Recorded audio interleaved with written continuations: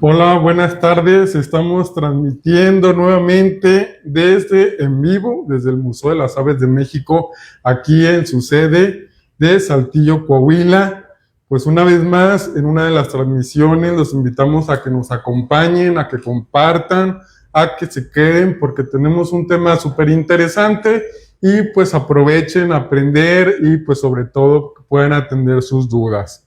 El día de hoy nos acompaña el doctor Eric Rubén Rodríguez, subdirector del Museo de Historia Natural de Tamaulipas, TAMUX y Planetario, quien nos va a compartir el tema hacia una estrategia de conservación de la guacamaya verde en el noreste de México. Bienvenido, Eric.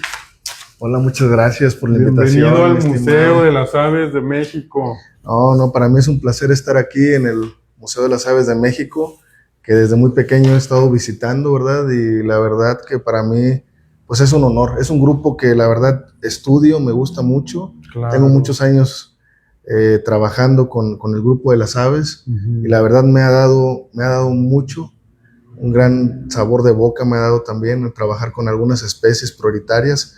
En este caso, bueno, hoy hablaremos un poquito sobre lo que son los citácidos, los pericos, loros, cotorros, guacamayas, como se les menciona.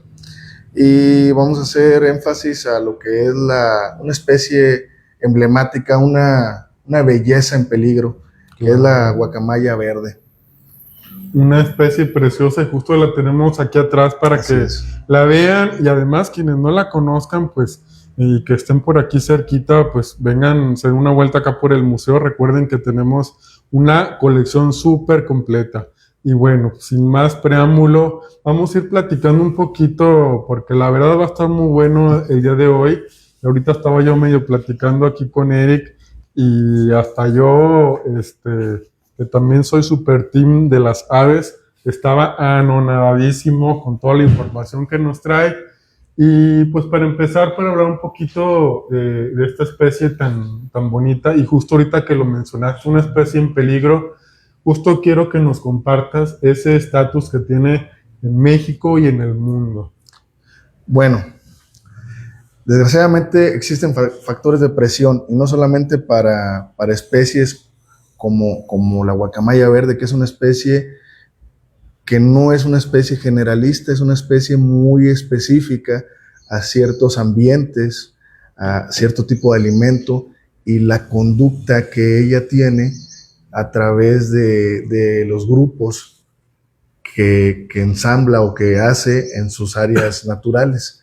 Para empezar, tiene que tener ciertos requerimientos el ambiente para que ella pueda poder subsistir, ¿no? Claro. En espacio y tiempo tiene que tener lugares que estén ad hoc para poder anidar y también para poder alimentarse, ¿no? Tiene que tener rutas de movilidad, en este caso también establecerlas como tal, y las crías tienen cuidados, los padres tienen cuidados parentales. Si no tienen esos cuidados parentales, la especie como tal o los individuos como tal no van a poder subsistir en los medios naturales. Es por ello que muchas de las especies que están en cautiverio, hablemos de citácidos en general, ya no tienen la habilidad para poder otra vez establecerse en esos ambientes naturales. Te adoptan como su familia. Vaya, estas especies, las guacamayas o papagayos, que también les dicen en el continente americano, hablamos de que hay alrededor de unas 17 especies de ara, de guacamayas, y en México contamos con 2 especies, las cuales están en verdad en peligro de extinción. En peligro de extinción por la norma oficial mexicana, la NOM 059 de la Semarnat. Si hablamos a nivel internacional, está dentro del CITES, en el apéndice 1, por el comercio internacional. Existe un tráfico de esta especie palpable. Las cadenas de tráfico en México es algo que no se ha controlado y es una gran problemática. Se han hecho esfuerzos y hay leyes, en este caso, que protegen a estas especies. Pero, sin embargo, aún hay huecos, hay vacíos, hay omisiones en la protección de estas. Entonces, ¿su estatus es? Su estatus es en peligro de extinción en México. La IUCN a nivel internacional la tiene como vulnerable y el CITES en el apéndice 1. ¿Cuáles son los factores de riesgo? Como les hablaba, pues es el tráfico, ¿no? Es el tráfico, el comercio ilegal. Estas cadenas, desde los que son los saqueadores, los que extraen de las áreas de anidación a los citácidos, luego estos los llevan a sus comunidades y ya tienen los contactos con los que les dicen los coyotes, ¿no? Estos son los que trasladan o los que compran a mayoreo, en este caso a los pericos, y se los llevan a las ciudades cercanas. De aquí ya empieza un tráfico más grande a través de redes sociales en estos contextos modernos y otros para exportarlos. En el noreste de México tenemos pues las fronteras, ¿no? Con Estados Unidos, y México es de los principales exportadores de especies. Entonces, aquí hay un gran problema. Esas cadenas, como te digo, de tráfico son muy importantes. En estos contextos modernos, y estábamos platicando con gente estudiosa del tema, como lo que es Carlos Cantú, Patricia Escalante, estábamos platicando sobre el por qué y cómo ha cambiado todo este comercio ilegal en México. Y hablábamos de que en estos contextos modernos la gente ya está más concientizada. Claro. Anteriormente la gente, los abuelos, estamos hablando de 2 generaciones atrás, 3 generaciones, pues sí tenía más arraigo con los citácidos. Y esto no viene de ahorita, viene desde una época prehispánica. En la época prehispánica, claro, por ejemplo, ellos eran íconos, representaban ciertas importancia para los rituales. En este caso hablaban sobre la fertilidad. Sus colores, que son colores muy llamativos, también hablaban sobre la cosecha. Y en muchos se utilizaban también, por ejemplo, para el arte plumario, para las capas. En este caso también se usaban para otro tipo de ornamentas. Y eran muy preciados. ¿Saben por qué? Pues por el poder imitar la voz humana. Claro. Era algo muy atractivo y eso hacía una conexión, un arraigo con la gente de que los entendía. Entonces eran mensajeros o eran amigos, eran mascotas de compañía y los hacían parte de su familia. De hecho, yo les puedo asegurar que la gran mayoría de nosotros conocimos alguna vez a un perico por primera vez que lo tenía algún familiar. Sí. Ahí lo vimos y lo vimos hablando, ¿no? Entonces así pasaba. Ese arraigo que tenemos desde la época prehispánica y luego en la época de la conquista que se les sorprendió mucho la llegada de los españoles, les llamó mucho la atención, era un gran atractivo, pues empezó a tener más auge. De hecho, hubo una época, en la época de la colonia, donde se cobraba por tener un citácido. Había un cobro como tal, o sea, estaba permitido. Otra de las cosas es de que a través del tiempo volvemos a llegar a lo mismo, pues era muy fácil la obtención de un cotorro perico y no sabían la problemática o las amenazas que existían para estas especies. Claro. ¿Sí?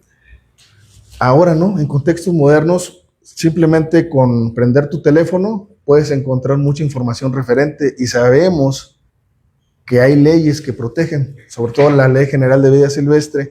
En el 2008 estableció que ninguna especie de citácido, hablamos de que aquí en México se consideran, dependiendo de los autores, unas 22 o 24 especies de citácidos que están dentro de la norma oficial mexicana y los cuales no pueden ser aprovechados, en este caso, de forma extractiva, ni para subsistencia, ni para comercialización. Entonces, es mentira que te puedan vender un citácido legal que sea nativo de México. No obstante, hay especies que las han traído, que son especies exóticas y que se han establecido ya en las ciudades, que vamos a hablar un poquito más de ello. Igual, aunado también a esto, también tenemos especies que han sido traslocadas. ¿Qué quiere decir? Que su distribución está limitada al país, pero las mueven de un estado para otro, donde su distribución natural, hipotética, podemos decir de esa manera, no existía, y ahora ya las tenemos, pero las tenemos en áreas urbanas. Parece ser algo interesante. Claro. En este caso, los los medios de comunicación han ayudado mucho para poder mitigar como que la compra. El comercio sigue, pero es más de exportación. Buscan mercados de más poder adquisitivo. Los llevan a otros países y los compran coleccionistas. En este caso en México se ha reducido. De hecho, también acciones o actividades más bien como el aviturismo, los observadores de aves han visto que es más redituable y la gente como que ya se apropia más, le tiene más cariño y más encuentran más el significado en ver las aves volar y no tenerlas en cautiverio. De hecho, es 53% más redituable observar un ave que tenerla en cautiverio. O sea, la puedes observar miles de veces, pero en cautiverio pues ahí la vas a tener. Enjaulada y como las tienen en pésimas condiciones para colmo. En jaulitas donde no se pueden ni mover. Sí, están, imagínense, ¿no? Ellas tienen todo un bosque, toda una selva y tú las limitas. Entonces es muy triste ver que todavía se hagan esas prácticas. Sin embargo, como las nuevas generaciones tienen otras implicaciones de vida, simplemente los tiempos de trabajo, ¿sí? Ya no tienen tantos cuidados para tener mascotas es muy costoso tener una mascota. Eso ha reducido mucho el que tengan este tipo de animales en cautiverio. Claro. Los requerimientos, hablando económicamente, son altos. Entonces también yo creo que una de las cosas también que ha ayudado. Me ha tocado ver que los cotorros se heredan. Fallece un familiar, un abuelo, y se lo llevan a la tía, ¿no? Y la tía luego lo va y lo dona a centros, ¿no? Por ejemplo, a los zoológicos. O peor, los liberan. O los liberan y tristemente los van a encontrar muertos. ¿Por qué? Por un ataque de un perro, un gato. Sí, o los vuelven a atrapar a otra persona y se los... Así es, pero ya el costo de un citácido pues ha subido más de 10 veces a lo que se contemplaba a finales del siglo pasado. O sea, ahorita es muy caro. Y aparte, tanto quien lo vende como quien lo compra está cayendo un delito. Un delito federal, comprar, vender, poseer. Así es, comprar, vender, poseer y es cárcel. O sea, con esto dejamos en claro algo muy importante, que ningún citácido mexicano se puede tener como mascota. Así es, ¿verdad? Así es. No se puede adquirir, como decías, que de manera legal no se puede, que el perico cabeza amarilla, que el tamaulipeco, que la guacamaya verde, que menos la cotorra serrana y obviamente también la Ara militaris, que luego son especies que están en peligro. Sí, claro. De hecho, de las 22 especies, el 50% está en peligro de extinción, según las 11 están en peligro de extinción. Entonces, y las otras, bueno, están en las categorías de amenazadas y en protección especial. Pero imagínense qué tanta importancia tiene. Además, algunas de estas son endémicas, ¿no? Algunas de estas especies de citácidos. Claro, como la guacamaya, la cotorra serrana o guacamaya nana es endémica y pues tú sabes que de una zona de distribución muy, muy pequeña. Muy reducida, ¿no? Y cada vez se va reduciendo más. A nivel general, los citácidos se dice que tienen una pérdida de su hábitat de un 25 a un 30%, imagínense. Pero bueno, ya evaluando la guacamaya verde, les doy el spoiler, ¿no? Ya estamos evaluando la guacamaya y tiene una pérdida del área de un 43%, imagínense. Y, o sea, es alarmante saber esto. Ahora. Pero es cuidarlas, protegerlas y cuidar su hábitat. No tomar la postura de decir, bueno, pues ya están muriendo, las voy a ir a rescatar y me las llevo. ¿Verdad que así no funciona? Así no funciona. Muchas veces encontramos en las ciudades que suben a redes, ¿no? Me encontré este pajarito tirado o me encontré un nido de colibrí y agarré el colibrí. No lo hagan. Y en general de cualquier animal, porque yo sé de muchas personas que luego dicen, una pobre tortuga iba cruzando la carretera, pero en lugar de cruzarla, se la suben al carro y tienen 10, 15 tortugas que han rescatado. Sí, la sacan de fuera de su área de distribución muchas veces. Y alteramos alteramos todo un ciclo. Claro. Y tampoco no se trata de, por ejemplo, tomar un individuo en una zona y luego liberarlo en otra zona, porque también tiene implicaciones la genética de las poblaciones. Sí. Eso es otro punto que Su también se debe distribución. trabajar. Así es. Pues, imagínate que dijera yo, ay, pues me encontré la cotorra serrana acá en Arteaga y luego voy y la libero allá por Ciudad de México, pues. No, y la cotorra, por ejemplo, que bueno, aquí también la tenemos a la cotorra serrana, otra especie muy peculiar del noreste de México, la cual tiene hábitos migratorios. Comúnmente los citácidos no tienen esta como habilidad migratoria, sí tienen movilidades o migraciones cortas, les dicen así.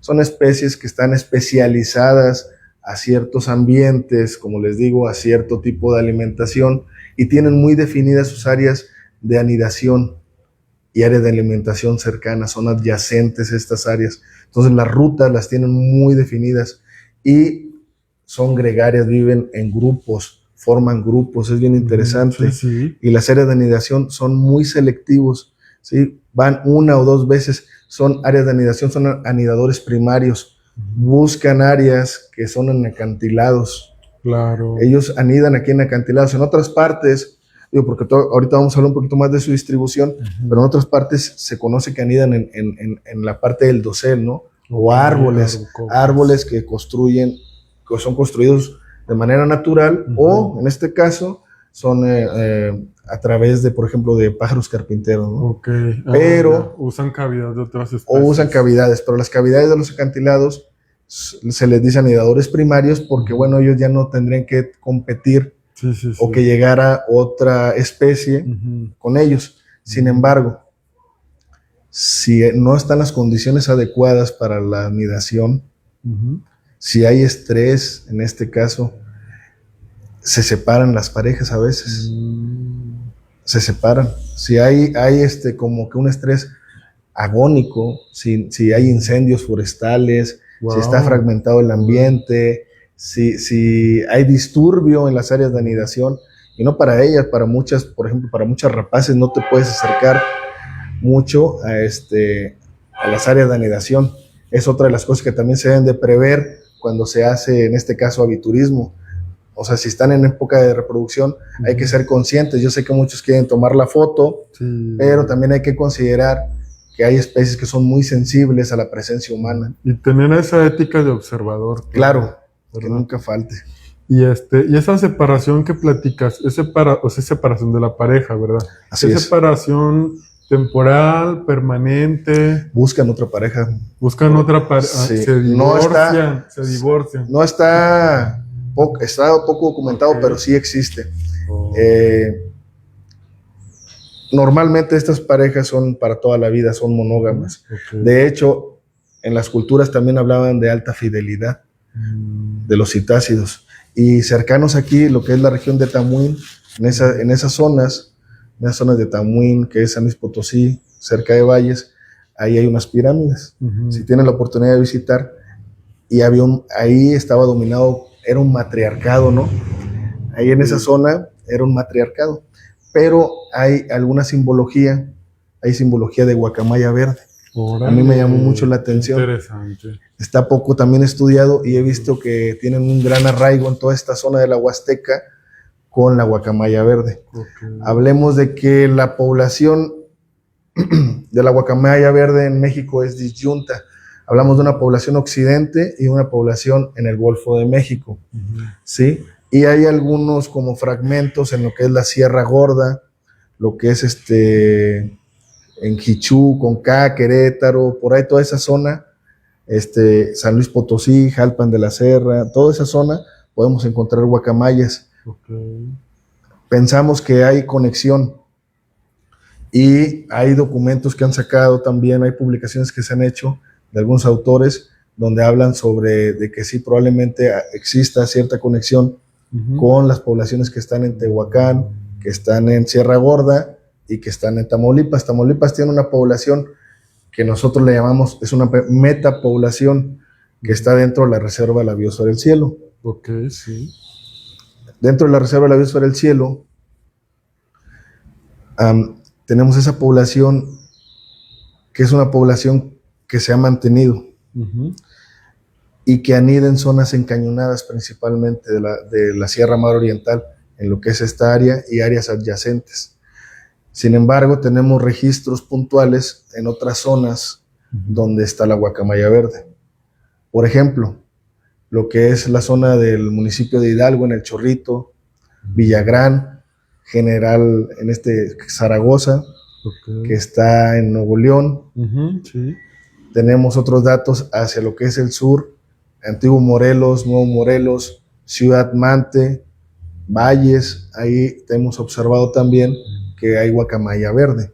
Entonces es bien interesante saber cómo es la movilidad y cómo van conectándose a la metapoblación que está en la reserva de la biosfera del cielo. Una población madre, le podemos hablar así, en el noreste de México, y que tiene como que ciertas conexiones con otros pequeños grupos. La guacamaya verde en esta zona anida, pero de manera dispareja. En otras zonas del país, como que es un acantilado, una pared de roca gigantesca, y normalmente lo que hacen son grupos de más de 100 individuos o 40 parejas, 30 parejas, y están anidando en una sola área. Acá lo interesante es de que hemos observado que están desde una pareja hasta 20 parejas.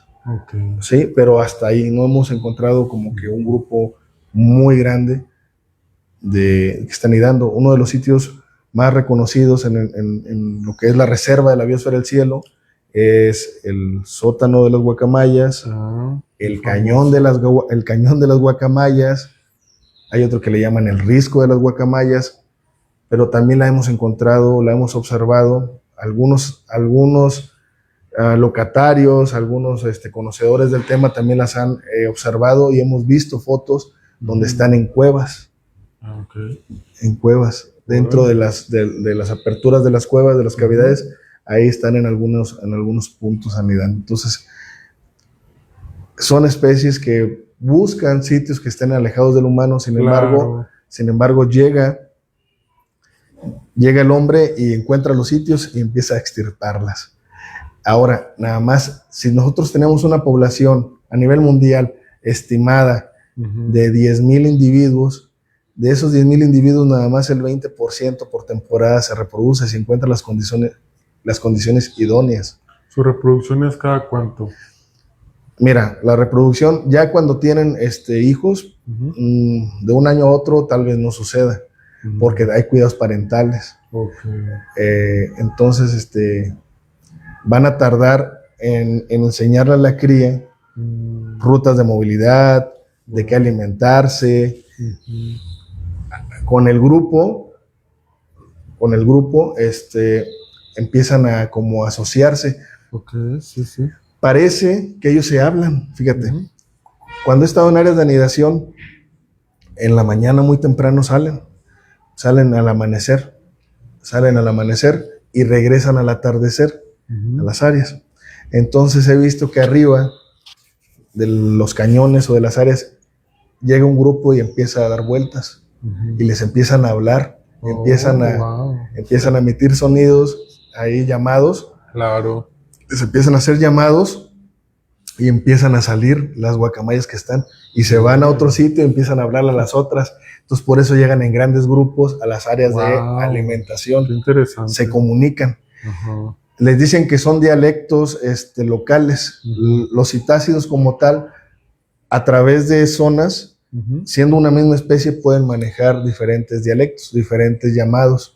Entonces ellos tienen como que muy específico por región los llamados. Claro. Ahora hay muchos estudios de bioacústica que te pueden ayudar a separar hasta a nivel de subespecie. Y es que son un grupo muy inteligente además, ¿verdad?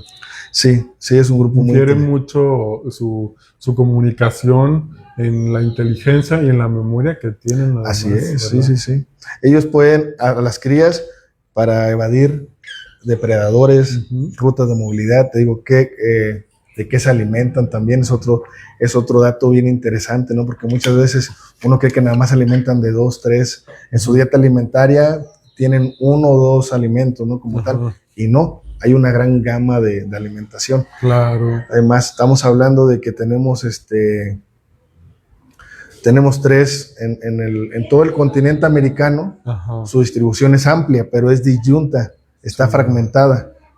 ¿Sí?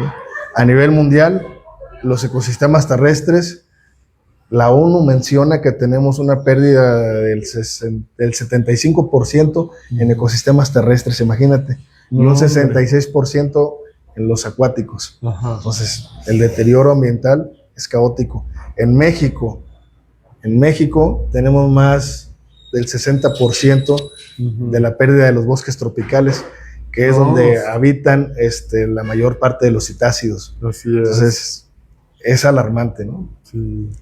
¿Y tienen depredador natural, además del humano? Claro. Desde reptiles, en este caso serpientes, y me ha tocado ver en los nidos. En los nidos, en las áreas de anidación. Me ha tocado ver que lo están sacando, por ejemplo, el cuervo, Corvus corax, en las áreas de anidación, saca los polluelos, ¿sí? O son robadores de huevos, imagínate. Me ha tocado ver también al halcón peregrino. ¡Órale! Al halcón peregrino atacando a las guacamayas. Me vas a creer que cuando las guacamayas llegan a las áreas de anidación son muy precisas, porque giran y con un solo giro entran a los nidos. Okay. Entonces cada quien ya sabe dónde está su nido, que son las cavidades, y van entrando. Entonces yo me quedé así impresionado. ¿Pero por qué? Porque los depredadores naturales los están esperando. Otro de los depredadores naturales es el águila elegante. Otra de las especies que también en vuelo las atacan. Y otra más que también me tocó ver es la aguililla cola roja. También me tocó ver atacando en los sitios de anidación y sitios de alimentación. De estos depredadores que mencionas, el águila cola roja, el águila elegante, el peregrino, el cuervo, que atacan en aire. Los que atacan en aire, el peregrino también ataca en aire. Sí, cercanos a las áreas de anidación. Okay. Muy cercanos. ¿Cuál será como que de todos sus depredadores, cuál será como que el que más pudiera, que tú más o menos creas que pueda ser el que más? Bueno, yo al que vi muy especializado fue al halcón peregrino, o sea, en picada lo atacaba, ¿no? O sea, me quedé impresionado porque es un espectáculo, por ejemplo, en el sótano de las guacamayas, que está en este caso en la Reserva de la Biosfera del Cielo, bueno, cerquita a la Reserva de la Biosfera del Cielo, dentro de esas áreas. Me tocó ver un espectáculo visual porque llegan vencejos al cañón, se empiezan a meter y empiezan a alimentarse. Ahí está el halcón. Y un poquito más tarde empiezan a llegar las guacamayas y también las atacan. En el cañón de las guacamayas es donde me tocó ver, en este caso, al cola roja. Entonces ellos, como que hay una persecución, y es cuando los atacan. Y en el peregrino, ¿no? El peregrino es en picada, el ataque es muy rápido. Puro golpe. Y bueno, esta especie como tal, los individuos, en realidad, si ustedes se dan cuenta, pues no tiene como que la misma peculiaridad que un halcón o que un águila, ¿no? Son muy robustas, llegan a pesar entre 900 gramos a 1 kilo, ¿sí? Entonces, y tiene, por ejemplo, el ala mide alrededor de unos 38, 37 centímetros, y son especies que son largas, ¿no? Que están, y pareciera que son robustas, ¿no? O sea, traen mucho peso comparado para el ataque, pero el vuelo en altura, igual que la serrana, que yo me quedé impresionado, o sea, no se ve, o sea, casi que el vuelo donde están, pues casi no hay oxígeno, ¿no? Y cómo lo hacen para estos vuelos. Y en este caso es una hazaña verlas volar, porque vuelan a una velocidad impresionante las guacamayas. Yo me quedé impresionado. ¿Ah, sí? De cómo, sí, y sobre todo en las áreas, como te digo, de anidación. Bien impresionante observarlas. Tengo que ir a ver eso. Sí, te invito. Impresionante. Está impresionante. Nomás de imaginarlo, me emociono. Ahora verlo, wow. Y luego con esa cola que tienen tan muy distintiva. Sí. Y cuando vuelan, ¿verdad? Sí, pues su cola picuda, con matices de rojo escarlata, amarillo. este rojo, digo, perdón, este color azul turquesa de las alas en las primarias, las secundarias en las cobertoras, este color que es variable, ¿no? Que es un color verde olivo, o un color, como le dicen algunos, el verde militar, ¿no? Ándale. Haciendo... Es una especie muy bonita la corona, como la tiene la coronilla, esta parte, que es un rojo carmesí también. El pico es un pico muy grande, muy fuerte, ganchudo. Los dos terminan en pico, la parte baja y la parte alta. La parte alta no está conectada al cráneo. Tienen una lengua muy fuerte que les ayuda precisamente a poder masticar de manera delicada los alimentos. No solamente come frutos secos, frutos duros, también come otro tipo de frutas pulposas. Y interesante, ¿no? Come, por ejemplo, la tilancia, lo que son epífitas, savia, se alimenta de brotes, ayuda a la regeneración de los bosques, son dispersores, pero también comen los brotes, por ejemplo, de la mala mujer, que pareciera, dicen, ay, come mala mujer, ¿no? Pero ella se alimenta de la mala mujer. Sí, y varía mucho la temporada, ¿no? De lo que se vaya a alimentar, o sea, no es nada más que se alimente, en este caso, de ciertos frutos o sea, va a variar dependiendo de la temporada y la disponibilidad de alimento. Ahora, existe problemática con los, en este caso, productores, ¿no? Productores agrícolas. Pues sí. La guacamaya, si le pones, imagínate, en la sierra, cercano a un bosque tropical, y siembran un maizal, obviamente en la temporada de secas, claro, la guacamaya verde va a llegar y se va a alimentar, en este caso, pues del maíz que se siembra. Sí. En los huertos nogaleros ya hay cierta como familiaridad con la llegada de las guacamayas. Hay mucha gente que las quiere, que ya les encontró ese valor agregado de tener guacamayas en sus huertos de nogal. Y muchos de estos también han sembrado o tienen cáscara dura. La cáscara dura no es tan comercial como la cáscara blanda, y hay una gran preferencia de este animalito por la cáscara dura. Entonces, pero también hemos tenido algunos problemas porque también se han querido alimentar, por ejemplo, en huertos de olivo para la producción de aceite de olivo. También se han querido alimentar de eso, y como no hay esa culturalización, no hay ese conocimiento, no hay ese arraigo con esta especie, sí se han visto amenazadas y atacadas por locatarios. Ya tenemos por aquí unos saludos. Guillermo Valderas Vega, saludos cordiales desde Santiago, Mihuatlán, Puebla. Saludos, mi estimado. Ahí hay unas poblaciones bien interesantes de guacamaya. De hecho, ahí es una de las principales áreas de distribución de la guacamaya. Y parece que conecta, parece que todo está conectado. O sea, hasta la parte occidental del país. Luz María Carreón, saludos desde Tehuacán, Puebla. Muy presente Puebla, muy bien. Cintia Nayeli Reyes Moreno, saludos a todos, bonita tarde. Elsa Ruiz Ramírez, saludos desde Ciudad Mante, gracias por sus consejos al cuidado de las guacamayas y los loros. Robert Ruiz Ramírez, saludos doctor Eric Rubén.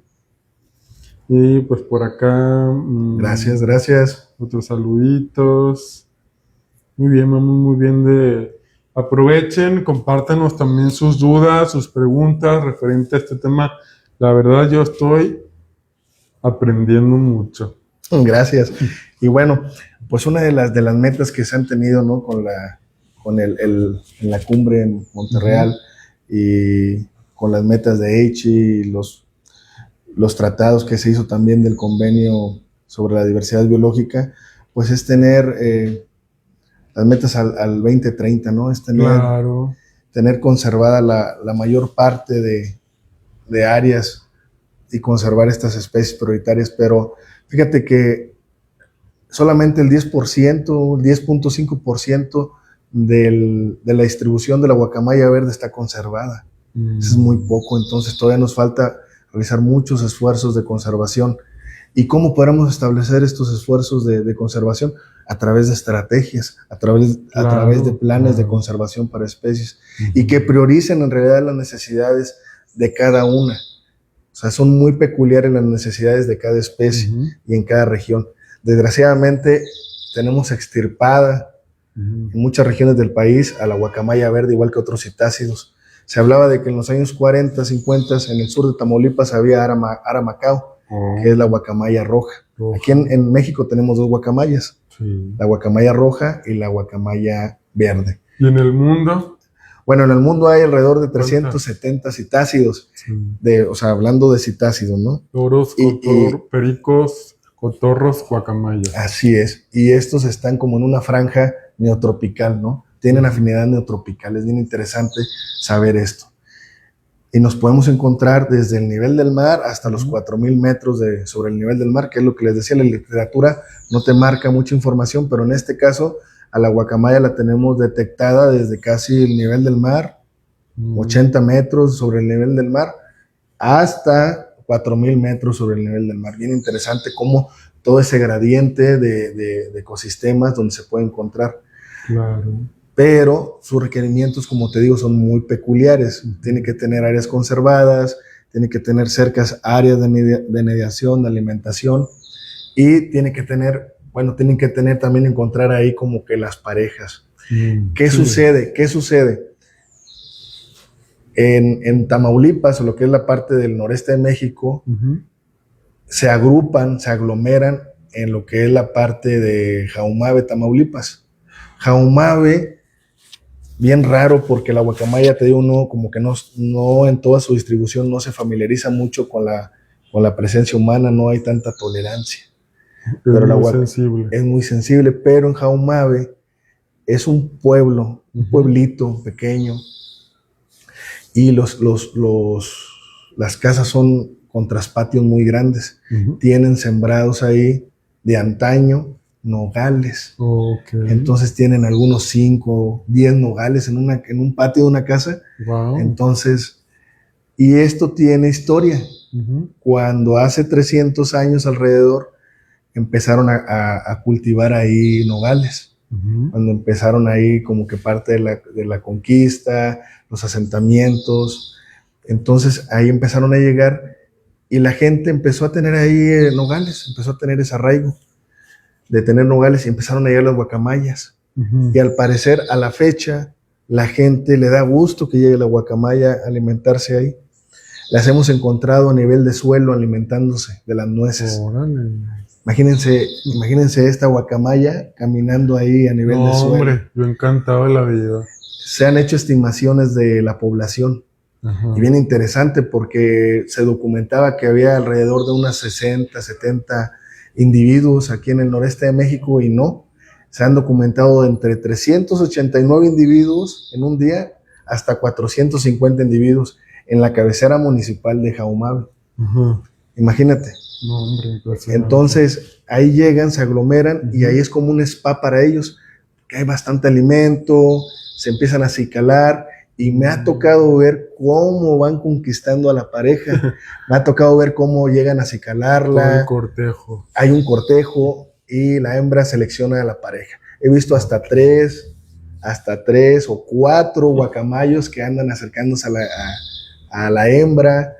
Bueno, queremos deducir que es hembra porque no hay diferenciación a simple vista, ¿verdad? No tienen dimorfismo sexual. No hay dimorfismo sexual. Entonces, pero al parecer, pues ahí empiezan a acicalarla, empiezan a como que hasta mostrarle alimento, a traerle alimento, ¿sí? Y los cariñitos son como que el cortejo en esta especie. Sí. Y ya, bueno, llegamos a ver cuando ya se están en el coito, ya cuando se están reproduciendo. Esto sucede en la época de invierno, en esa zona, en noviembre, diciembre, enero. Ya para enero ya tienen sus parejas y empieza la búsqueda de áreas de anidación. Muchas veces tenemos polluelos marceños. O sea, en marzo hay unos, y otros nacen también Abril, mayo, nacen otros. Entonces tenemos como que 2 temporadas de nacimientos. Son altricios. Ok. Los polluelos no miran, no tienen vista y nacen sin plumas. Nacen, totalmente desnudos. sí, por eso necesitan cuidados parientales. Okay. Los papás salen, buscan alimento, regresan. No se queda. Se van turnando, ¿verdad? Se van turnando. Y ahí el ámbito hogareño, que es como que las salidas, las rutas, se disminuyen. Okay. Se disminuyen a pocos kilómetros. Se documenta, unos 15 kilómetros, 20 kilómetros la movilidad que tienen. Y en otras partes, donde, por ejemplo, para guacamaya en bosques tropicales en Sudamérica, se ha documentado que se mueven, en temporada normal, 100, 200 kilómetros. Entonces los podemos encontrar de un estado de la República a otro. O sea, por eso te digo que sí es como interesante saber un poquito más sobre las rutas de movilidad de estos individuos. ¿Y cómo las podemos saber? Pues a través de telemetría, ¿verdad? De sensores remotos. Ahorita que compartes, que nos platicas todo esto del nido, ¿cuántos huevos ponen?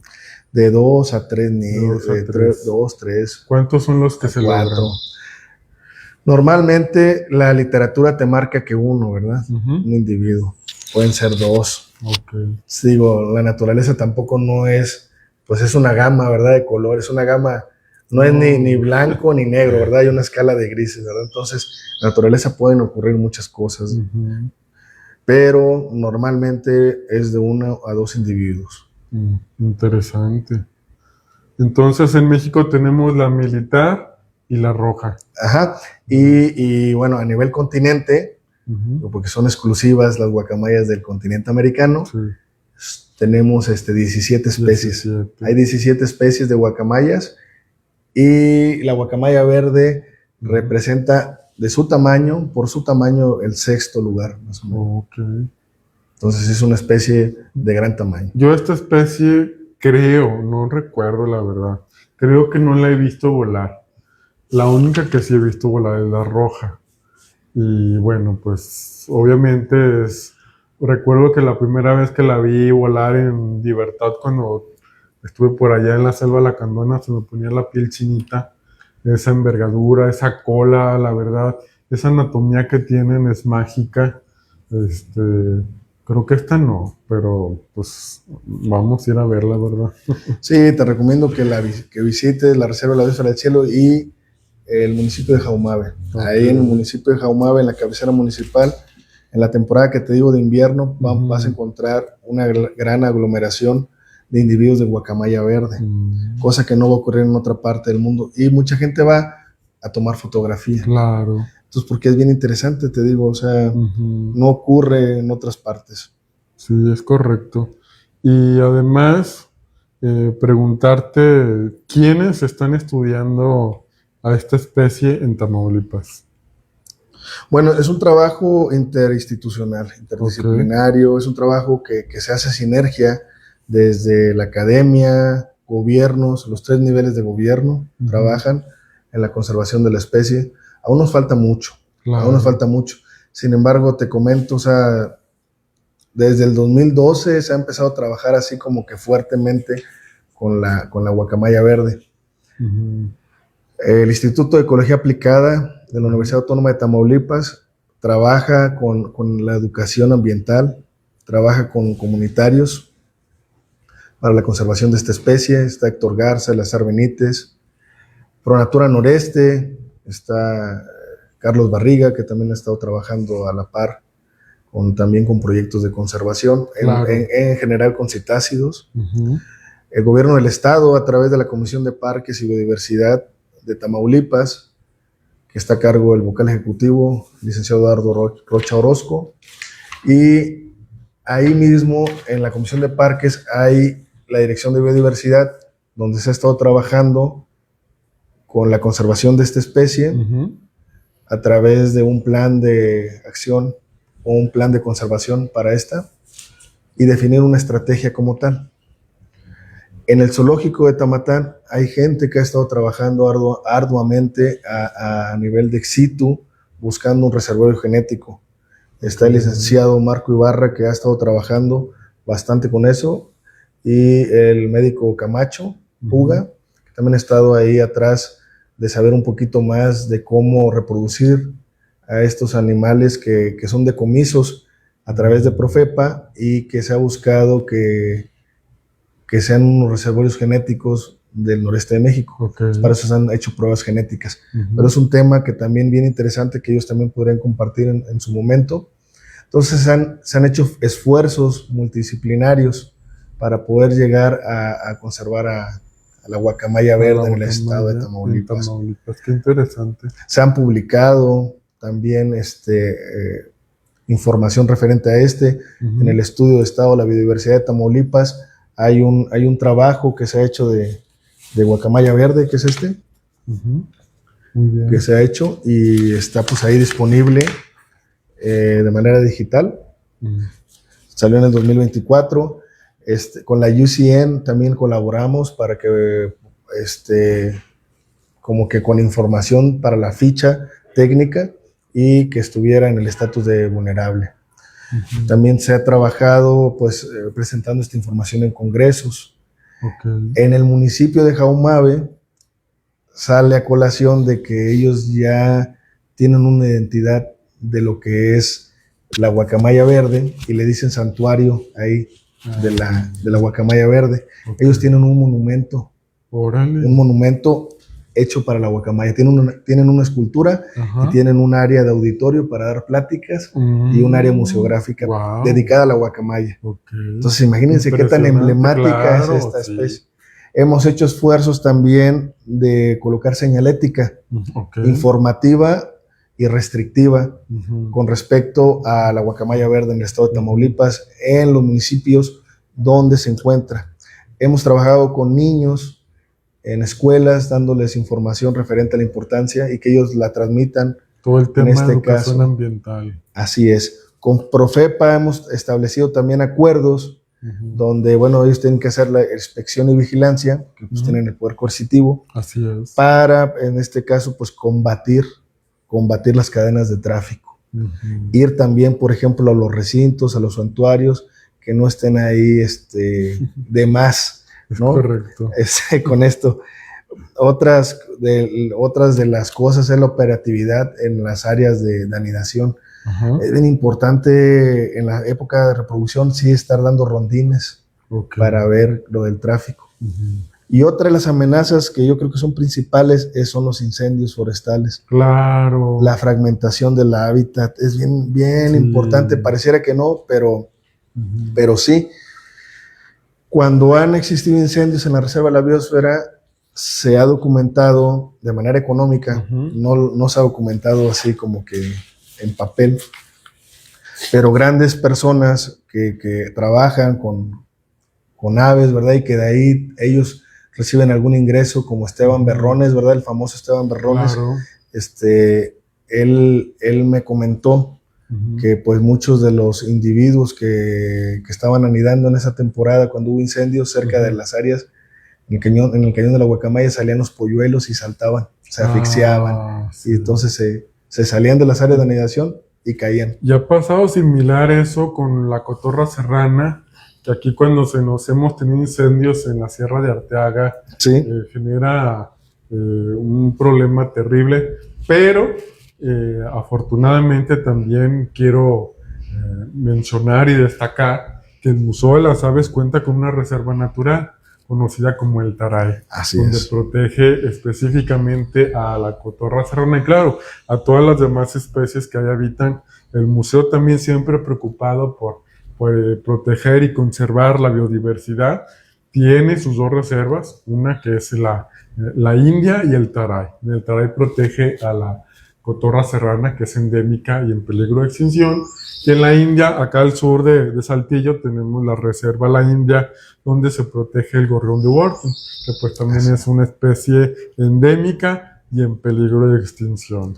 Y bueno, quiero también aprovechar para agradecer a todos ustedes que nos están acompañando en esta transmisión. Veo aquí algunos comentarios y por supuesto agradecer y hacer la mención por su apoyo y labor y dedicación al frente de este proyecto a nuestra directora del Museo de las Aves, Claro. la licenciada Sofía Strozzi. Muchísimas gracias.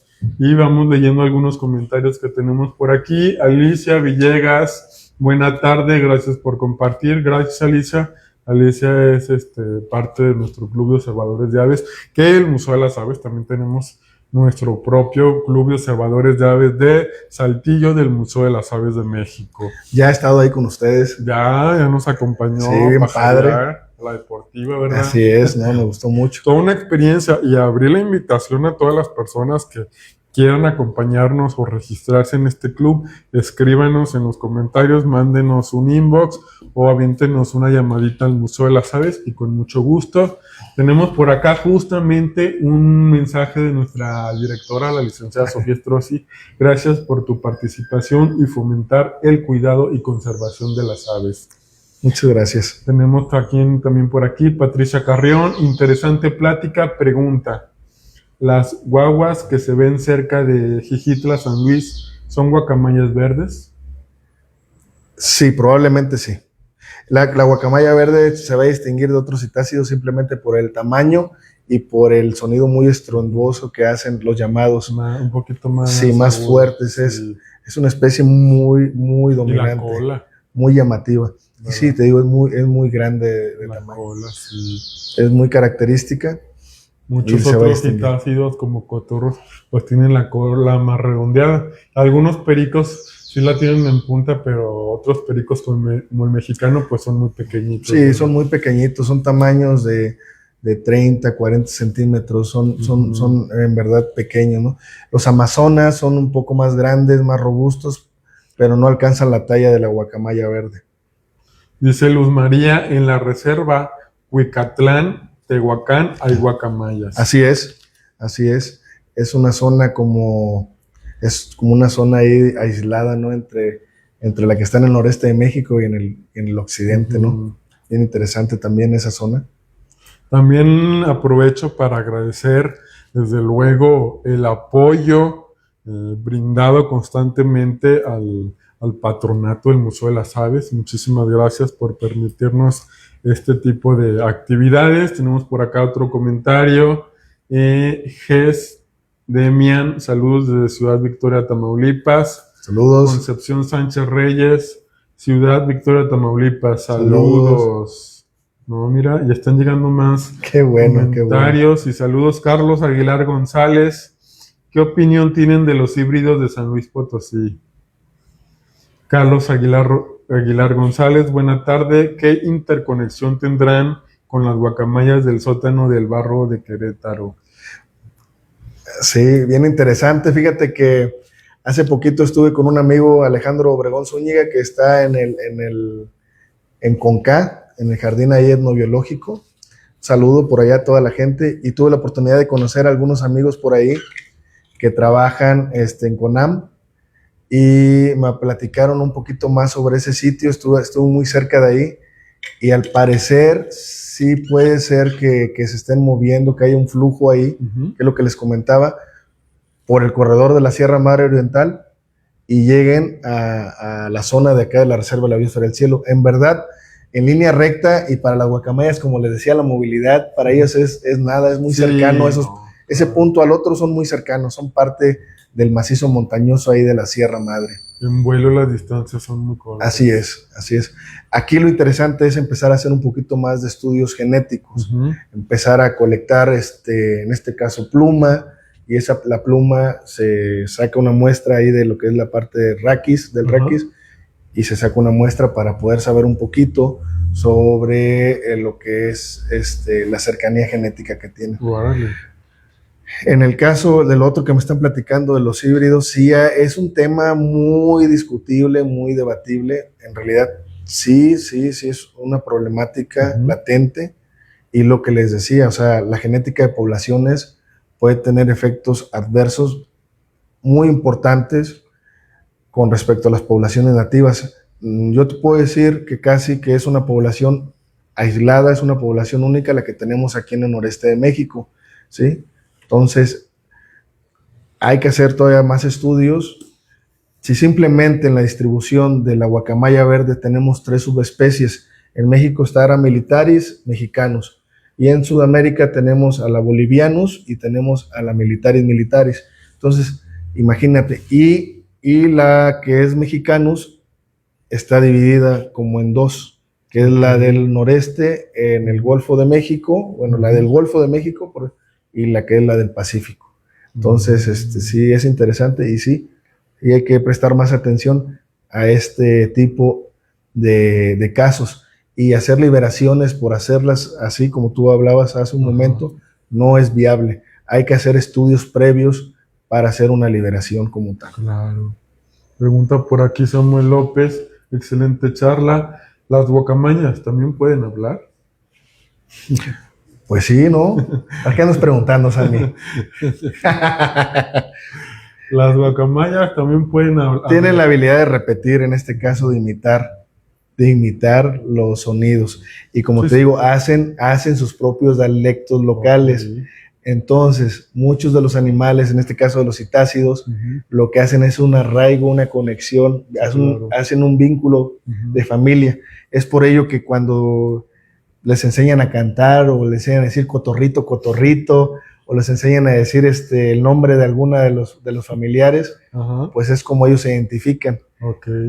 Es el llamado, pero en realidad es una forma de imitar, ¿no? Claro. Una forma de imitar. Y eso los ha llevado precisamente a que estén en esta situación de riesgo, que estén en declive, ¿no? Porque siempre fueron arlequines, siempre fueron como animalitos de compañía. Ya ves las historias que se cuentan, ¿no? De los piratas, ¿no? Que siempre traía un pirata aquí en los piratas del Caribe, que traían su cotorro siempre a un lado, ¿no? Que era su vocero, su mensajero. Sí. Entonces, han estado arraigados a la cultura humana desde tiempos, desde tiempos precolombinos, prehispánicos, hasta con estos contextos modernos. Yo por ahí leía que desde que son pequeños, crías, todo, como los niños humanos, todo lo que escuchan lo van memorizando, lo van grabando, y eso luego les ayuda para comunicarse con los de su propia especie. Sí, y que tienen esa capacidad de memoria muy a diferencia de otras especies, que les permite acumular realmente muchas palabras o muchos sonidos, por así decir, y que luego eso, conforme van creciendo, les va ayudando mucho a la comunicación para cuando van creciendo y cuando llegan a ser adultos. Claro, pues el lenguaje en nuestra especie también fue el que ayudó a que evolucionáramos, ¿no? De alguna manera. Hay otras especies de aves, por ejemplo, los córvidos, que ellos también tienen la habilidad de hablar. Sí, los cuervos son muy inteligentes también y tienen la capacidad de razonamiento. Y también las guacamayas, también estas como tal, también tienen cierta capacidad de resolver problemas, ¿no? Y de ir guardando estas palabras, que como por ahí decía, no es tanto que sepa que realmente te está saludando cuando dice hola, sino que más bien memorizó y aprendió esa palabra, pero la dice cuando quiere o cuando casualmente tú se la preguntas. Sí. Pero ella no sabe que está saludando, vaya. Sí, pero por ejemplo te puede pedir de comer. Bueno, o sea, ese sonido, esa vocalización, claro, ese llamado, lo asocia con pedir alimento, o lo asocia con que le hagan un cariño, o lo asocia con... ¿Sí me explico? Sí. Y justo acabo de hacer el TikTok de por qué los cotorros hablan. Para que lo vean, recuerden que tenemos TikTok, Spotify, YouTube, Facebook, Instagram, todas las redes sociales. Sigan y vean nuestro contenido. Nosotros aquí en el museo, también el museo cuenta con un área tanto científica como educativa, audiovisual, donde está creando campañas digitales constantemente de protección, de conservación de especies. Lo he visto, ha sido muy dinámico y la verdad felicito al personal del Museo de las Aves de México por ser tan dinámico, y ahora con los medios de comunicación digital, con redes, he visto que han subido mucho en este caso de seguidores. es una manera de concientizar al público. Claro. A mí me da mucho gusto estar aquí de invitado, venir a compartir un poquito con ustedes. Igual hay otros temas que me interesan bastante, por ejemplo, anormalidades pigmentarias en aves, lo que es el albinismo, leucismo, etc. Y ya había hablado yo con Samuel López de Aquino, que Sam, digo, pues es uno de los que están aquí en el área de investigación del Museo de las Aves, y ahí me dijo luego que venía a echar una vuelta para eso. Pues entonces hay muchos temas que podemos trabajar, que podemos platicar y compartir con el público. Hay que saber cómo llegar no solamente al área científica, ¿no? Sino también comunicarlo al público en general, y también nosotros saber poder enlazar y poder hacer viable una propuesta a través de los diferentes niveles de gobierno y con las comunidades locales. Es importante todo esto para poder llevar a cabo la conservación de especies. En este caso, una especie prioritaria, la guacamaya verde. Para mí es una de las especies emblemáticas y más bonitas del país. Y la tenemos aquí, entonces hay que conservar sus áreas. Es correcto. Y aprovecho para hacer el comercial, digo, para quienes nos están acompañando por primera vez o quienes nunca han venido al Museo de las Aves, compartirle que es único en el mundo de un museo presentar una exhibición y colección de aves de su propio país, que representa actualmente, exhibe el 73% de las aves mexicanas, con una colección de más de 3,000 ejemplares. Estamos aquí en la ciudad de Saltillo, Coahuila, en un majestuoso edificio con mucha historia, ¿verdad? Claro, de las que tenemos en el país, unas 1054, 1060 aves más o menos. Por lo menos en el noreste de México tenemos el 60% de las aves que hay para todo el país. Imagínense qué tan importante es esta región. Y bueno, aquí también tenemos, por hablar, tenemos 8 especies de citácidos nativas en el noreste de México. Bien interesante, tenemos ahí algunas amazonas, tenemos las cotorras, las guacamayas, los pericos, pecho sucio, el mexicano, pero también tenemos especies que han sido introducidas, como el perico monje argentino. Sí, no, hombre. Entonces también es otro dilema ahí muy debatible. No se han establecido todavía completamente en las áreas naturales, pero sí se han aclimatado a las áreas urbanas. Parece ser que hay un cierto comensalismo con el humano. Pero arraigado a esto también hay especies de citácidos que habitan en las zonas urbanas, donde antes no se tenía conocimiento previo que estuvieran ahí. Bien interesante. O por ejemplo, para la frontera ya para lo que es Texas, ¿no? Lo que es Harlingen, Brownsville, McAllen, Westlaco, toda esa zona, ahí hay unas poblaciones de cotorro tamaulipeco. Sí. Donde hay guacamaya hay el loro perico monje, ¿no? No, pero sí en las zonas urbanas lo hemos encontrado. Y de alguna manera hay, por ejemplo, en Ciudad Victoria, antes le decían la ciudad de las cotorras, porque está pegadito a la Sierra Madre Oriental. Entonces muchas de los guacamayas, muchos de los cotorros bajaban ahí a lo que es algunas zonas que también hay nogales, que hay otros árboles de los que se alimentan, frutales, y llegaban ahí los cotorros, ¿no? Ahora está el perico monje argentino, y de repente sí veo que hay cierto ahí competencia por el alimento. Sí, esa es lo que va mi pregunta. Si la guacamaya verde llega a tener algún tipo de interacción con otras especies de citácidos. Fíjate que no, yo lo que he visto es más asociada a que tiene una competencia, pero con ardillas. Con las nueces la he visto competir, y otra, por ejemplo, con el gusano de la telaraña que está en los nogales. Pero también he visto que se lo comen. Sí, wow. Entonces atacan sus propios competidores. Bien interesante. No, todo es una conexión de mil cosas interesantes, la verdad. Simplemente hace poco estaba ahí en la Macroplaza y vi que ahí en Monterrey llegó. No, ahí llega una infinidad de tamaulipeco y el perico mexicano, el de y cachetes. se mezclan todos, cachete amarillo, el cabeza amarilla, pero hay mucho tamaulipeco. Sí, y eso ha sido causa de nosotros mismos, de tener en cautiverio citácidos y luego se liberan de manera accidental, o a veces mucha gente lo voy a dejar. Sí. Y entonces ellos hacen sus grupos, ahí son grupos de parvadas mixtas, así se les dice. Y esto también lo usan mucho para evadir depredadores. Entre más estén juntos, sí, claro, más difícil es de que un depredador los ataque, ¿no? Y también luego ahí se presenta la hibridación, ¿no? Hay hibridación y también son pandilleros. ¿Ah, sí? Sí, hacen como que sus grupos de pandillas, hacen sus grupos y empiezan a atacar a otros.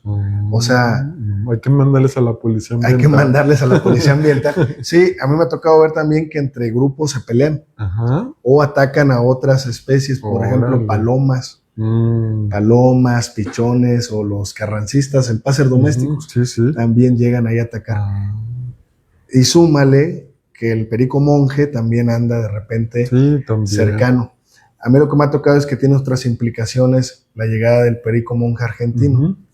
Nosotros lo empezamos a detectar en Tamaulipas alrededor del 2009. Ok. Y empezaron a establecerse de repente pequeños grupos. Y luego empezamos a ver los nidos. Los nidos son gigantescos, ¿no? Sí, no. Son como de un metro, 80 centímetros y son como condominios. Exacto. Ahí vive el abuelito, vive el tío, vive el primo, vive la hermana y viven varias generaciones de ahí. Entonces ahí como que empiezan a hacer el nido más grande. Sí. Pareciera como los nidos de neotomas, ¿no? Bueno, eso es lo que lo asocio, ¿no? Con las ratas mallegueras. Okay. Ellos empiezan a hacer nidos que esos nidos tienen cientos de años, de generación en generación. Wow. Entonces van haciendo como que, así como que como un adobe, una sustancia así media lodosa. Ok, sí.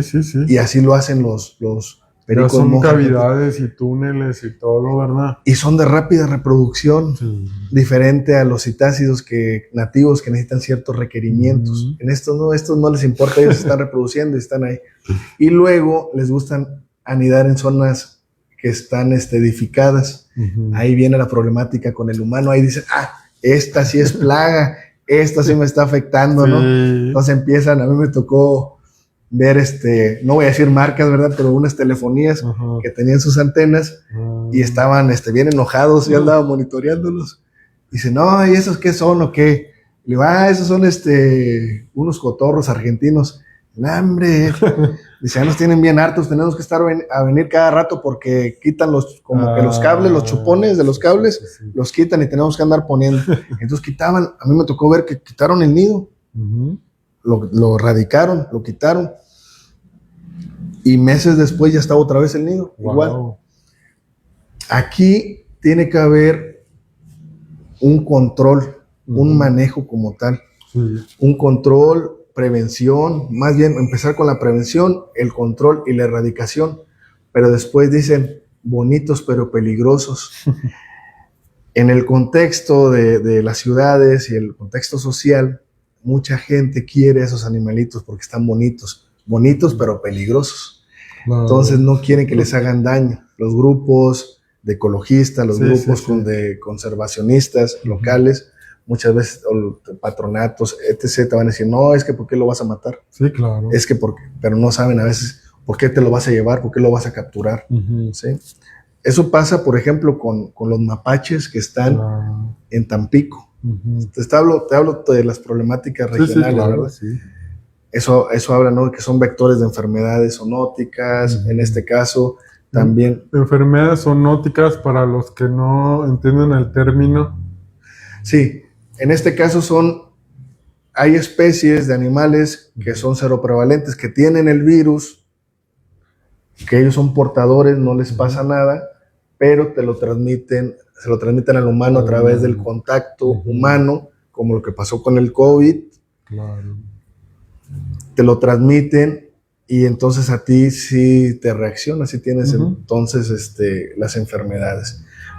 Pero cada vez estamos más en contacto con poblaciones de animales silvestres que antes no teníamos ese contacto. Es por ello de que se ha elevado el número de enfermedades emergentes. Otra de las cosas, el cambio climático. Estábamos hablando también de este gran problema, ¿no? El estrés calórico en muchas de las especies que habitan los bosques tropicales, que habitan las ciudades. Este estrés también conlleva a que especies no busquen reproducirse.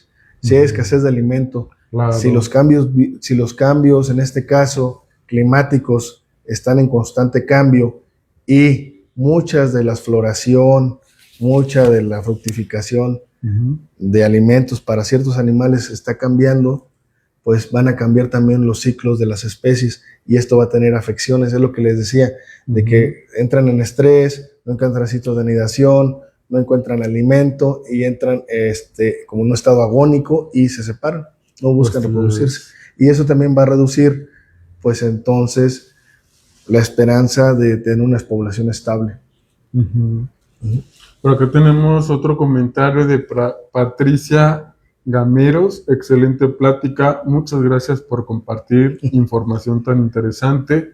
Raúl Torres Castillo. Gracias. Excelente plática, muy interesante. También son miembros del Club de Observadores de Aves. Por acá pregunta Blanca Estela Luna Arroyo. Hola. ¿Son longevas las guacamayas? Sí, tienen casi la misma tiempo de vida que el humano. En cautiverio se ha documentado que tienen 70 años, 80 años. Pero en vida silvestre 40, 50 años, dependiendo, te digo. Claro.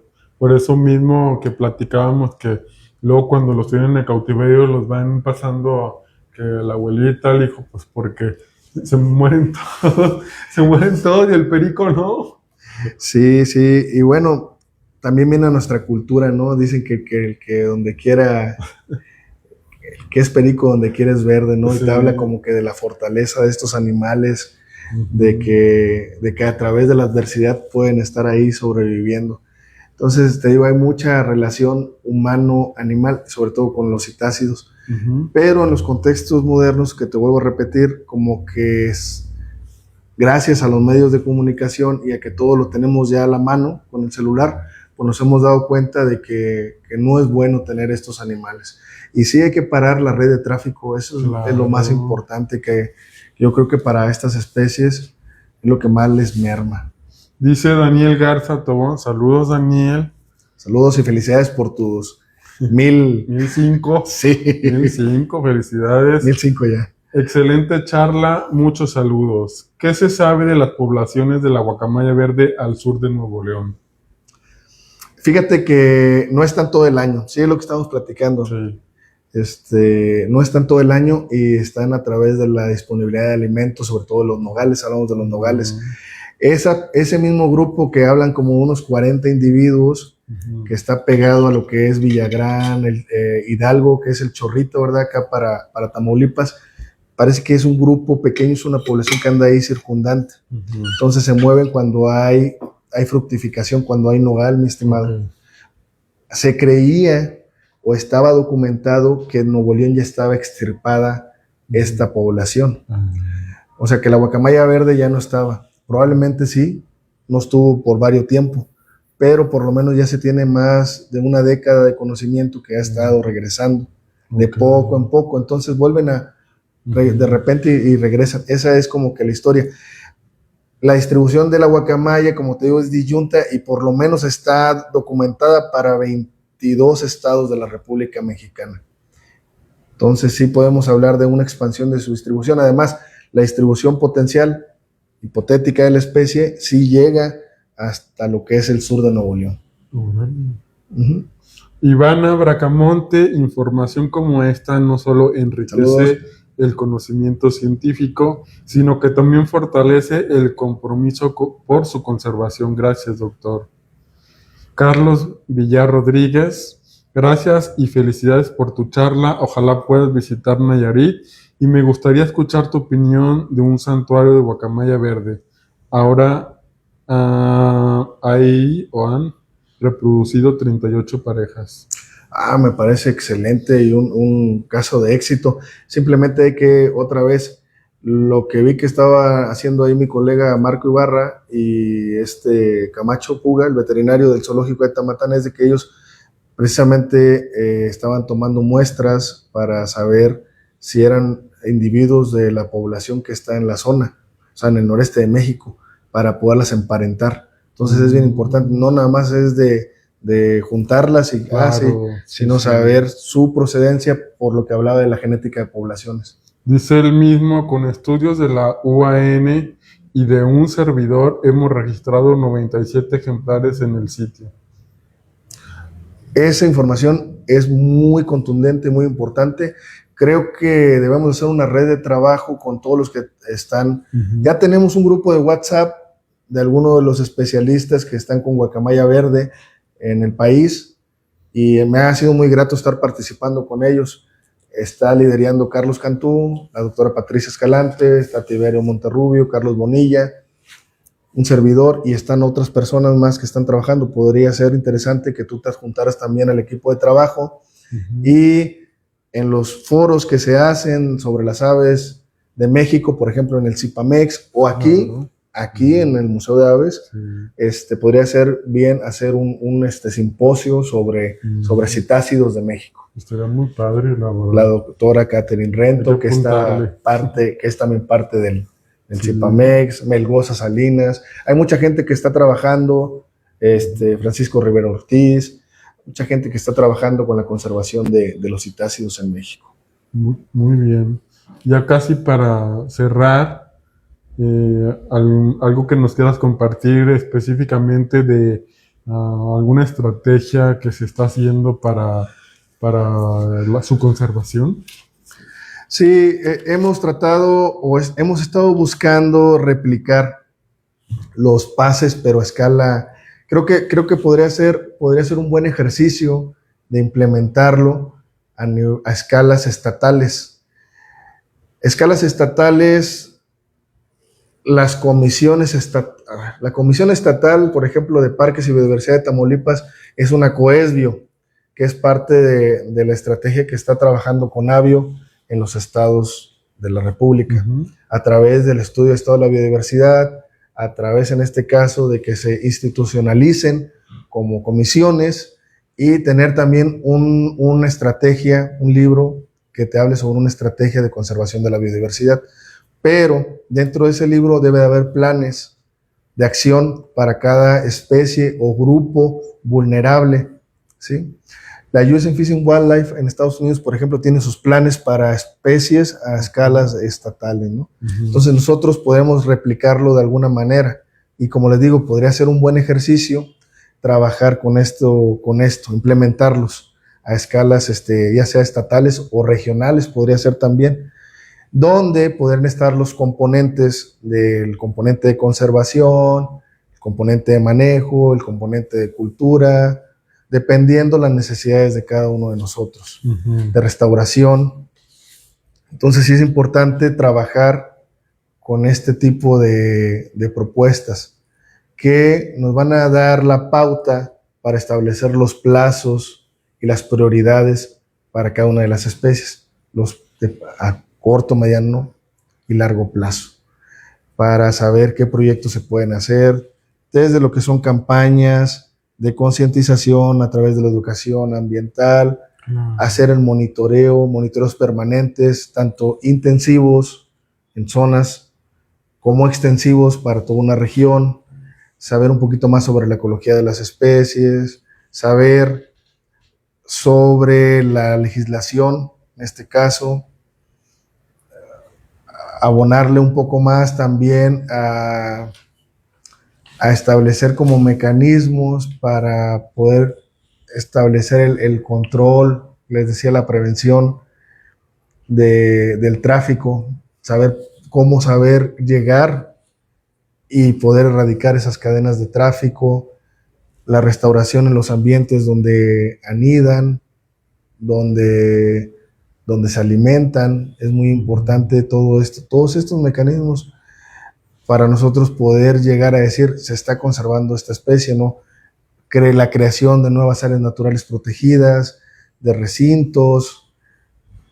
Es un sinfín de proyectos que podemos estar desarrollando a través de la gestión y la voluntad política. Muchas veces no hay voluntad y hay que nosotros saber cómo llegar a todo y cubrir todos esos rubros. Claro. Así es, mi amigo. Afortunadamente tenemos muchas personas muy preocupadas por nuestra bifauna mexicana, conservacionistas, educadores ambientales, apasionados biólogos y claro, un reconocimiento yo muy especial de parte del museo a nuestro fundador, Claro. Ampliamente dedicado a la conservación y dar a conocer a las personas la importancia de la biodiversidad. Un saludo a don Aldegundo Garza León, fundador del Museo de las Aves. Un saludo. Preocupadísimo siempre de la conservación de las aves, ¿verdad? Sí, es una forma, como le digo, de permear al público, ¿no? A través de estos recintos, a través de la comunicación activa que se ha tenido. Para mí es muy importante esto. Nunca vamos a terminar de conservar, pero sí es importante aportar nuestro granito de arena. Lo vuelvo a repetir, acciones locales, impactos globales. Estamos en una decadencia a nivel global.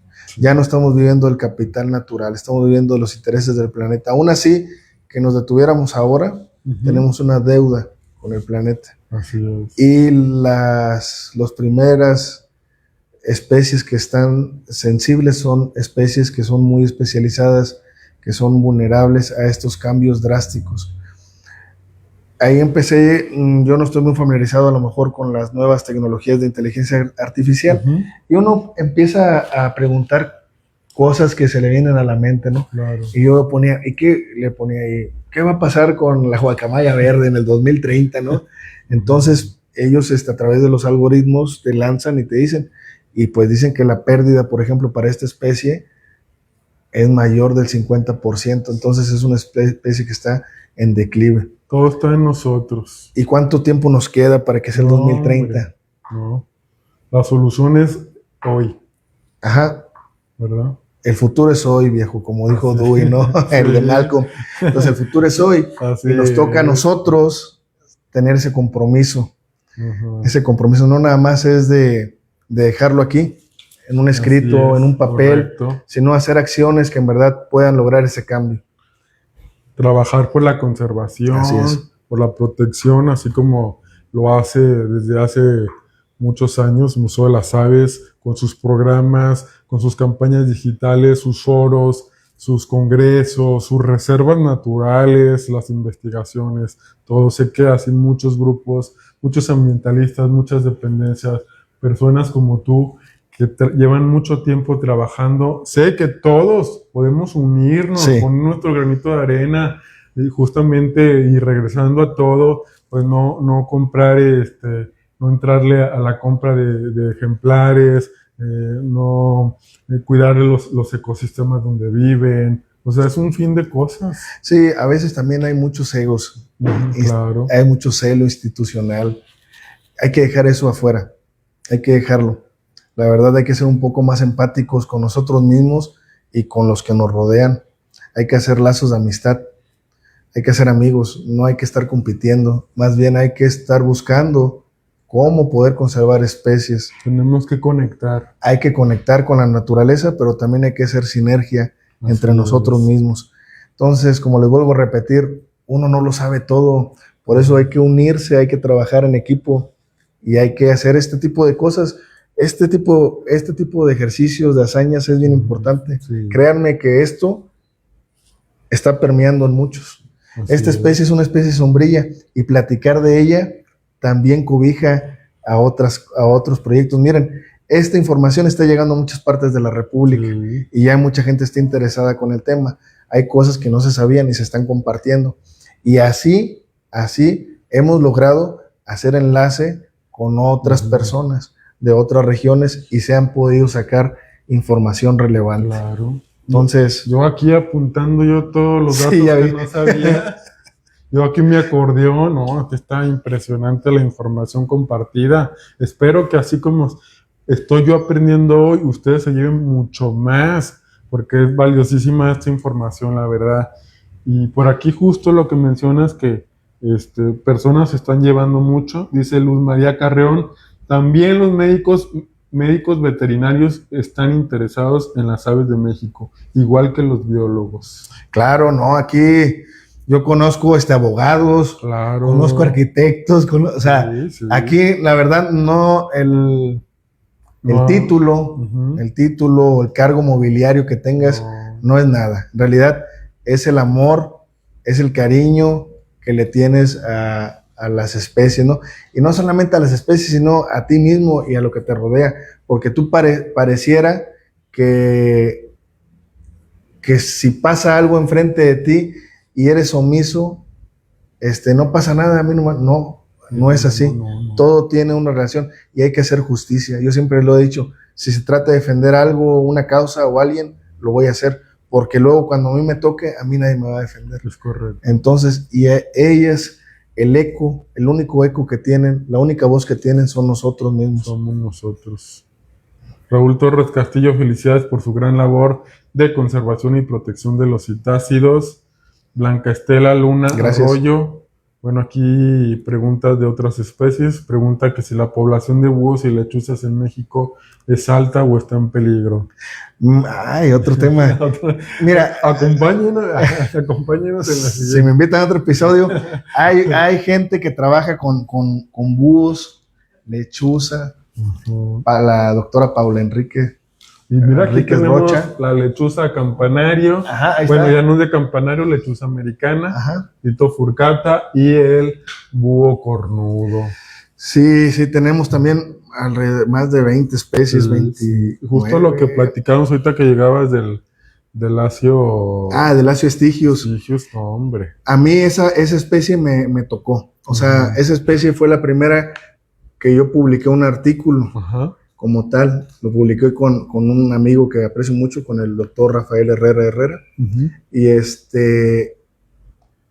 Y lo publicamos sobre cómo se distribuye el búho caroscura, Acio estigius.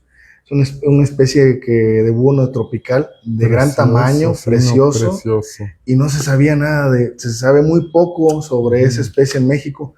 Entonces, pues un día yo iba saliendo del baño de ahí de la facultad, del tecnológico donde estudié, y cuando salgo del tecnológico lo voy viendo así, ¿no? Wow. Así, estaba en un cedro. ¿Y qué es esto? ¿Qué? ¿Una brujería? No, no es cierto. ¿Qué es esto? Y era un Acio estigius. Entonces empecé a estudiarlo. Ajá. Y empecé a escribir y me metí tanto en el tema que salió una publicación. Y luego empezamos a ver que esa especie se distribuye no nada más en México, sino también en Texas, en Estados Unidos. Y ahí lo pueden consultar en la revista de Huitzil, que es de ornitología mexicana. Claro. Ese salió como en el 2009. Y había en el noreste de México, tenía alrededor de 100 años que no se observaba. Wow. El búho estigius. Entonces, otro de los temas, las especies, en este caso de búhos, uh-huh. Que son estrigiformes, también son especies muy vulnerables, muy especializados a los ambientes, y también tenemos algunas especies que son endémicas de búhos. Claro. Pero es otro tema que la verdad valdría la pena dedicarle una sesión de estas para hablar solamente de búhos. Muy estigmatizados. Sí, hombre, sí, la verdad que los búhos siempre han sido como que de mal augurio, ¿no? Asociados con cosas de brujería, santería, y no es así, no es así. Ellos son grandes controladores de plagas, por ejemplo, ¿sí? Los que habitan, sobre todo en las ciudades, que es la lechuza de campanario uh-huh. o que ahora la lechuza americana, sí, pero la cambiaron. Ellos pueden detectar a largas distancias, tienen un oído muy agudo. No sé si se han visto que como que mueven el cuello, el oído no lo tienen como nosotros, ¿no? Que está como que ubicado en la misma dirección. Uh-huh. Ellos tienen discos faciales y como que la resonancia tratan de ubicar dónde está, claro. Y empatan dónde está la presa. y que es como llegan. Además, son muy sigilosos, son muy silenciosos, no hacen No ruido, se se ha escuchan. documentado, y no hacen ruido. Las plumas de ellos están acomodadas de una manera de que no hace ruido y el vuelo es muy silencioso. Entonces, además tienen muchas adaptaciones, porque son de hábitos, la mayoría nocturnos o crepusculares. Pero digo, ya estamos entrando a otro tema, vaya. No me quiero olvidar de la guacamaya. Ya nos está haciendo el feo aquí la guacamaya. Sí, pero sí, es un tema que te digo, vale la pena apostarle también una sesión. Por la siguiente sesión. Sí, así es, mi estimado. Algo con lo que ya para algo que quieras agregar, algún comentario, invitación, tus redes, no sé, adelante. Pues sobre todo los invito a que aporten su granito de arena, como lo platicamos, y que sean, que se comprometan con la conservación de las especies que tenemos en México, de los ecosistemas, no solamente de aves, sino del grupo que tú trabajes. Conozco mucha gente que a veces se siente triste porque o se siente sin apoyo, porque no tienen ahí quien los asesore o les dé más. Claro. Por mi parte pueden contar con mi apoyo. Igual me imagino que el Museo de las Aves también está abierto para todo esto. Correo a científica@museodelasaves.org, con mucho gusto. Mi Facebook es Eric Rubén Rodríguez Ruiz y mi correo electrónico es eric.rodriguez@tamaulipas.gov.mx. Me pueden encontrar, me pueden mandar un correo o un mensaje.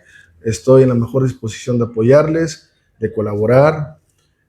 Y la verdad, yo les digo que no dejen sus sueños, no dejen de, como les dicen, de picar piedra, claro, de ahí estar, de ser constantes. Créanme que todo se logra, pero sí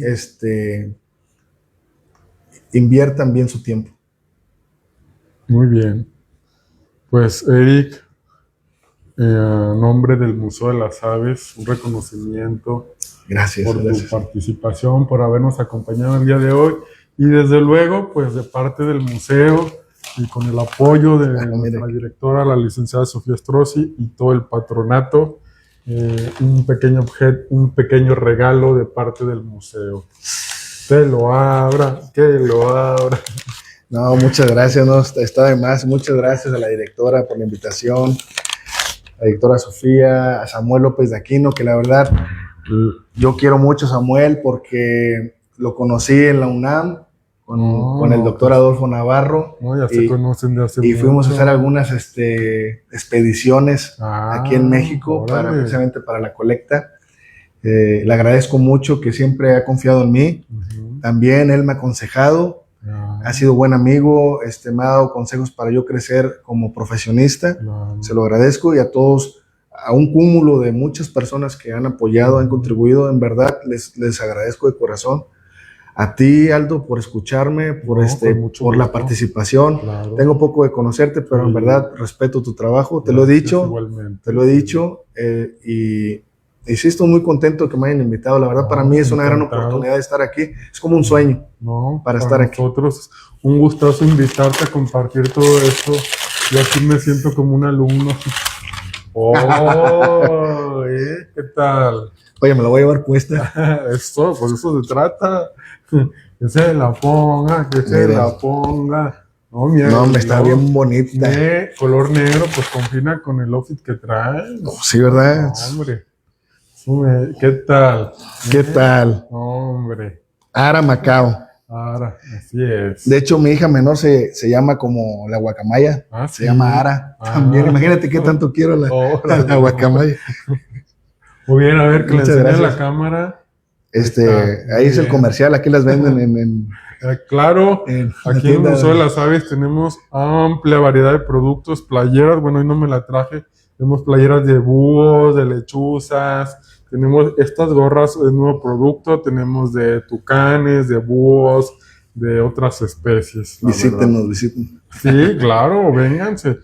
Aquí los esperamos en el Museo de las Aves, Centro Histórico de Saltillo. Recuerden, único en su tipo, Museo de las Aves de México, que representa el 73% de la avifauna mexicana, dividido en diferentes salas interactivas desde ecosistemas, los sentidos y ciertas habilidades de las aves en peligro, entre otras cosas. Prehistóricas. Prehistóricas, claro. Del Vengan a visitar el Pleistoceno. museo con más de 3,000 ejemplares. Una colección magnífica, fundada y creada por nuestro super señor y respetado Don Aldegundo Garza de León. Sí, a mí me impresiona el Museo de las Aves de México desde la primera vez que vine, y los dioramas, ¿no? Claro. La caracterización de los ecosistemas y las especies asociadas, eso como que te atrapa, te atrapa. Sí. Yo me acuerdo que la primera vez que vi una águila arpía, la vi aquí disecada y la vi comiéndose un mono araña. Entonces, yo me quedé así como que bien impresionado, ¿no? Qué bueno que ya les platicaste para que se lo imaginen y más ganas les den de venir. Sí, ¿verdad? claro, claro. Dice por acá Mari Loli Pérez, felicidades, excelente charla. Saludos, Mari, miembro también de nuestro club de observadores. Patricia Gameros, todos podemos apoyar. Gracias por impulsar la concientización. Carlos Villar, ¿cómo me puedo unir al grupo de WhatsApp de lo que platicabas? Elsa Ruiz, cuidar en tiempos de altas temperaturas, ¿qué hacer? Ok. Ya comprendo. Bien interesante. El año pasado hubo un problema en lo que es parte de San Luis, Tamaulipas, Nuevo León, creo que, y no nada más aquí, creo que a nivel global, y está volviendo a pasar, va a suceder, como también en Dark, ¿no? Dijeron, pero va a suceder. Lo que está pasando es de que muchas de las especies, ¿cómo te digo? Como nosotros, hombre,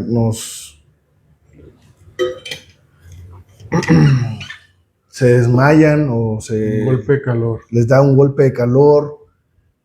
Muchas quedan postradas en el suelo y mueren. Otras sí se recuperan. Están solo inconscientes y hay una recuperación. Hay una recuperación, sí hay intervención. Muchas veces no hay intervención. Entonces pasó de que en el año pasado hubo un golpe de calor y muchas especies empezaron a encontrarse a nivel de suelo. Muchos y a grupos grandes. Otras mencionaban de que estaban intoxicadas por glifosfatos de los cultivos.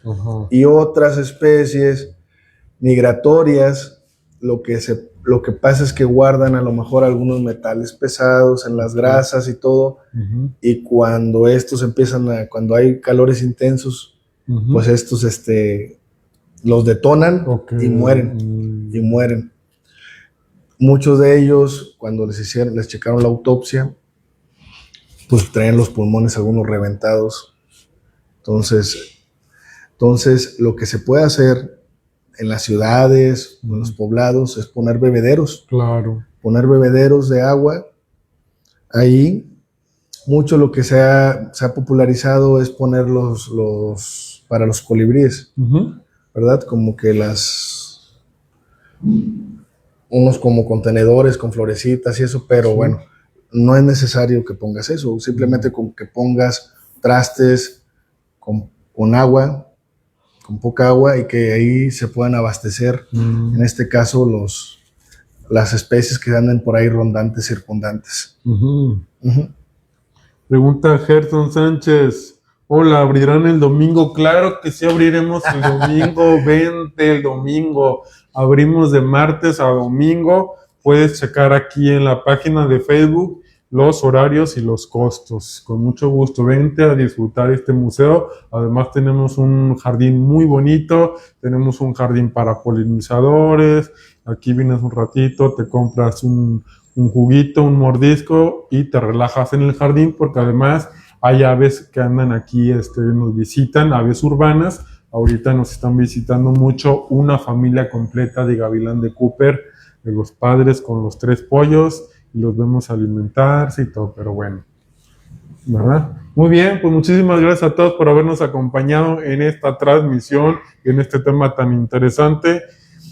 No se pierdan las redes sociales, nos vemos hasta la próxima. Muchas gracias por la invitación y por tomarse un tiempo ahí escucharme. Pues nos vemos pronto. Gracias, amigos, y buenas tardes.